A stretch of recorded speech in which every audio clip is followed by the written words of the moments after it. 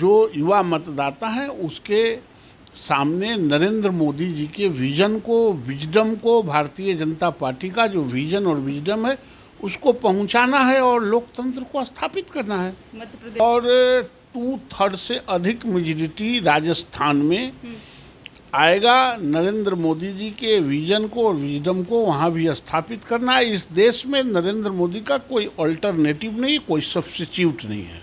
नमस्कार, आप news foundation देख रहे हैं। मैं हूं आपके साथ वंदना। 3 राज्यों में चुनाव को लेकर बीजेपी कमर कस ली है। बता दें कि अभी से ही मध्य प्रदेश को बचाने के लिए बीजेपी जो है 35 विधायक और विधान पार्षदों को मैदान में उतार दिया है। बता दें कि मध्य प्रदेश को बचाने में बीजेपी अपनी पूरी ताकत लगा दी है और माना जा रहा है कि 2024 का यह चुनाव जो है वह सेमीफाइनल होगा। हमारे साथ बात करने के लिए हैं नवल किशोर यादव, बीजेपी के वरिष्ठ नेता। आप लोगों को तो मैदान में कुदा दिया गया, 35 विधान पार्षद और विधायकों को कैसे देख रहे हैं? लगता है कि आप लोग बचा लेंगे नैया को? बचाना क्या है, वो तो है ही। और लोकतंत्र है तो लोकतांत्रिक प्रणाली में पार्टी के कार्यकर्ताओं को, नेताओं को चुनाव में अपनी बातों को अंतिम पंक्ति तक पहुंचाने की जिम्मेवारी है पार्टी को। और ये पार्टी विचारधारा से चलती है। पार्टी कोई डिक्टेटर नहीं है, कोई परिवारवादी पार्टी नहीं है, वंशवादी नहीं है, व्यक्तिवादी नहीं है।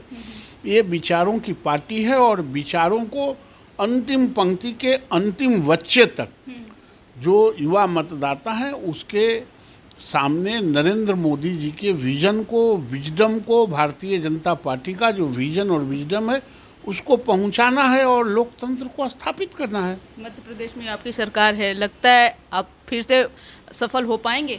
सफल हैं, सफल रहेंगे। राजस्थान में फिर कैसे आपकी फाइटिंग होगी? राजस्थान में तो हम लोग जीतेंगे श्योर शॉट। पहले भी आप यही कह रहे थे, लेकिन हुआ क्या, हसर क्या हुआ आप भी जानते हैं। नहीं, राजस्थान में कहाँ कह रहे थे, न कह रहे थे, अब कह रहे हैं कि इस बार जीतेंगे। और 2/3 से अधिक मेजॉरिटी राजस्थान में आएगा। नरेंद्र मोदी जी के विजन को और विजडम को वहाँ भी स्थापित करना है। इस देश में नरेंद्र मोदी का कोई अल्टरनेटिव नहीं, कोई सब्स्टिट्यूट नहीं है। छत्तीसगढ़ को लेकर के आपकी क्या रणनीति है? छत्तीसगढ़ में बनेगी हमारी सरकार। यानी कि तीनों के तीनों राज्यों में बीजेपी की सरकार बनेगी? लगभग 4 राज्य में है, चारों राज्यों में बननी चाहिए, लेकिन 3 राज्य में तो बनेगी। हिंदी भाषी प्रदेश जो है, राज्य में क्यों नहीं क्यों नहीं कह रहे हैं, चारों राज्य में बननी चाहिए, लेकिन 3 राज्य के बारे में मैं जानता हूं जो हिंदी भाषी प्रदेश हैं। राजस्थान है, छत्तीसगढ़ है और मध्य प्रदेश है।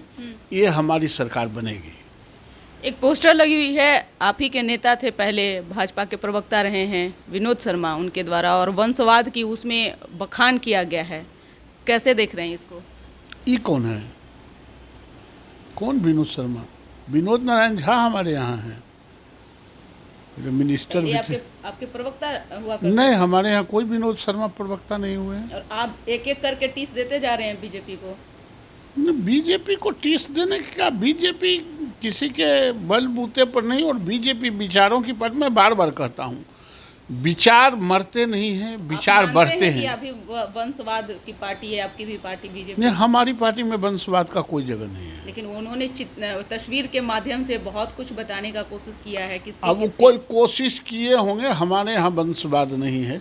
वंशवाद उसको कहते हैं कि एक के पार्टी में बेटा भी, बाप भी, माँ भी, बेटी भी, भाई भी, ये उत्तराधिकारी हो जाए तो उसको वंशवाद कहते हैं। अब आप पत्रकार हो और तुम्हारा बेटा पत्रकार हो जाए, तुम्हारे भाई पत्रकार हो जाए, ये वंशवाद नहीं कि ये तो ये स्ट्रगल है। फिर देखिए, फिर आप लोग अपने तक के सीमित रहिए। आपको बार बार यही चीज का हिदायत देते हैं कि आप अपने तक के सीमित रहिए, पत्रकार पर छोड़ दीजिए। ये अलग मैटर है, राजनीति अलग मैटर है। पत्रकार इस देश का नागरिक नहीं है। नागरिक हम नागरिक हैं ही, चौथा स्तंभ है। हम भविष्य क्यों सोचने जाए? वर्तमान का लुत्फ उठाए ना। वर्तमान में ही भविष्य को तय किए जाते हैं। हम लोग भविष्य को लेकर के नहीं चलते हैं नेताजी। आप लोग भले नेता हैं तो आप लोग भविष्य को लेकर के चलिए। पत्रकार भविष्य लेकर के नहीं चलता है, वर्तमान में ही हो रहा है। भविष्य को लेकर चलना नहीं पड़ता, भविष्य को वर्तमान में ही तय करना पड़ता है। आपके यहाँ भी अमित शाह, ये क्या बोलते हैं, रक्षा मंत्री जो हैं, उनकी, या फिर वसुंधरा राजे, कई लोगों की तस्वीर है जिनका बेटा अभी भी है, तो उन्होंने अरे बेटा पार्टी के लीडर है, पार्टी के लीडर नहीं, पार्टी के विधायक हो सकता है, सांसद हो सकता है, तो ये वंशवाद है। ये नहीं मानते हैं आप? ये वंशवाद है, ये नहीं तो मानना क्या है? मतलब हम नेता हैं तो हमारे बेटा बेटी कोई नहीं रहे, निपुत्र रहे। हमारा बेटा को कोई सर पर बैठा दे, ये राजीव गांधी के बेटा के तरह, लालू यादव के बेटा के तरह, ये सब के बेटा के तरह, तब न कहिएगा वंशवाद। वंशवाद का मतलब निपुत्र नहीं होता है। वंशवाद तो है कि उत्तराधिकारी डिक्लेयर कर देना कि पार्टी का ही उत्तराधिकारी होगा। काम करना, अच्छा हम हैं इस पार्टी में, तो यहाँ चाय बना के देती है तो हमारी पत्नी पार्टी के काम नहीं कर रही है, हमारा बेटा काम चाय पिला रहा है तो काम नहीं कर रहा है। हम आंदोलन में जेल जाएंगे, हमारा बेटा खाना लेके जाएगा तो काम नहीं कर रहा। तो जो पार्टी का स्ट्रगलर है, जो पार्टी का काम कर रहा है, पार्टी में अगर कहीं वर्कर हो गया है, ये वंशवाद नहीं। वंशवाद है कि उत्तराधिकारी डिक्लेयर हो जाना कि हमरा के बाद ओकरा बाद ओकरा बाद ओकरा बाद मौसी, ओकरा बाद नानी, ओकरा बाद माई, ओकरा बाद बेटी, ओकरा बाद बेटा, ओकरा बाद बाप, ये वंशवाद है। इन दिनों बिहार में अपराधियों का तांडव जो है वह देखने को मिल रहा है। सरकार कह रही है कि सब कुछ अच्छा है, लॉ एंड ऑर्डर सही है, तो क्या आप मानते हैं इस बात को? पत्रकार को दिन दहाड़े हत्या कर दी जा रही है। ये सरकार संगठित अपराधियों की ही सरकार है, अपराधियों के संरक्षण देने वाली सरकार है। और नीतीश कुमार अपराधियों के माध्यम से डर पैदा करके ये चाहते हैं नेताओं को हताहत करना, और प्रतिपक्ष को, भारतीय जनता पार्टी को डर पैदा करना चाहते हैं। और पत्रकार खुली चुनौती को स्वीकार करके कुछ कुछ लिखते रहता है, बोलते रहता है, तो पत्रकार को भी मारेगा। हुड़ार चिन्हे ब्राह्मण के लड़का, जिसको भोजन ही आदमी है, वो तो किसी को चिंता नहीं है। तो सावधान रहने की ज़रूरत है पत्रकारों को। तुम लोग भी बहुत फायर ब्रांड इंटरव्यू करती हो, थोड़ा नीतीश जी के सरकार में ये सब परहेज करके ही करना पड़ेगा, वरना चलना फिरना मुश्किल हो जाएगा। हालांकि हम ऐसा कोई कह नहीं रहे हैं, लेकिन सावधान रहना चाहिए। हिंट दे रहे हैं क्या? नहीं, जैसे आज पत्रकार का हुआ ना अररिया में, कि कहाँ हुआ? अररिया में हुआ है। तो अररिया में हुआ, सो पटना में नहीं हो सकता है। ये अपराधियों के संगठित सरकार है, थोड़ा सावधानी बरतने में क्या दिक्कत है? सावधानी बरतना चाहिए आप लोगों को भी। हम लोग तो बरत ही रहे हैं, लेकिन आप लोगों की बातों को जब उजागर कर रहे हैं तब हम पर इस तरह का चीज जो है वो हावी होने लग रहा है। एकदम नीतीश कुमार और लालू यादव की सरकार इस सुनने के लिए तैयार नहीं है। थाना में भी वही स्थिति बनी हुई है, लोग कंप्लेन करने जा रहे हैं, थाना उसका FIR दर्ज नहीं कर रहा है, वापस भेज दे रहा है। जब ऊपर से दबाव पड़ रहा है तो कुछ कुछ का उसमें हो जा रहा है, लेकिन जब वो थाना प्रभारी से इधर नेता विधायक किसी का फ़ोन जा रहा है या उसका भी कोई पावर हो, जब वो पहुंच रहा है तो कह रहा है कि ऊपर से हमको दबाव पड़ा है कि नहीं FIR लिखना है। नहीं, तो कई प्रोसेस है जो कि लोग शिकायत कर रहे हैं, मीडिया से भी आकर FIR नहीं लेने का कारण है कि वो दिखाना चाहते हैं कि हमारे यहाँ अपराध नियंत्रण हुआ है। अब मान लेते हैं पत्रकार को मार देगा, तो पत्रकार तो हाँ करने लगेगा, तो उसका डर से आज न कल तो लेना ही पड़ेगा।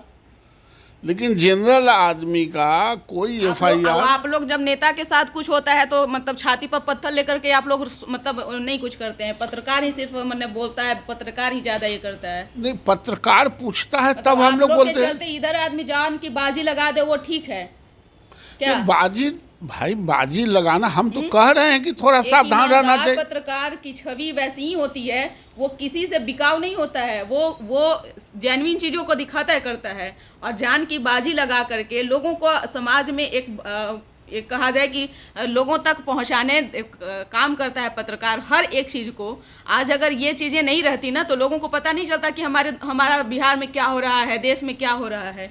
इसीलिए तो गुस्सा में है नीतीश जी कि जो बात तो छुपाना चाहते हैं वो बात आप लोग उजागर कर देते हैं।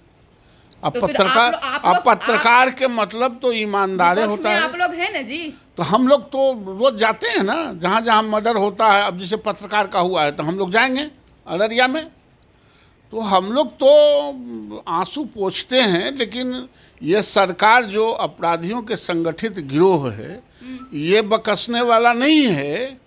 और आप वो लोग छुपाना चाहता है, आप लोग उजागर कर देती हैं, इसलिए गुस्सा में है। शिक्षा हो, स्वास्थ्य हो, लॉ एंड ऑर्डर हो, तमाम चीजें जो है एकदम धराशायी होता जा रहा है। विपक्ष जो है गाल पर गाल बजाया जा रहा है। विपक्ष जोरदार लड़ाई लड़ रहा है। 24 में खत्म कर देंगे, 25 में आप लोगों को मुक्ति दिला देंगे इन लोगों से, चट्टो बट्टों से, अपराधियों के संगठित गिरोह से।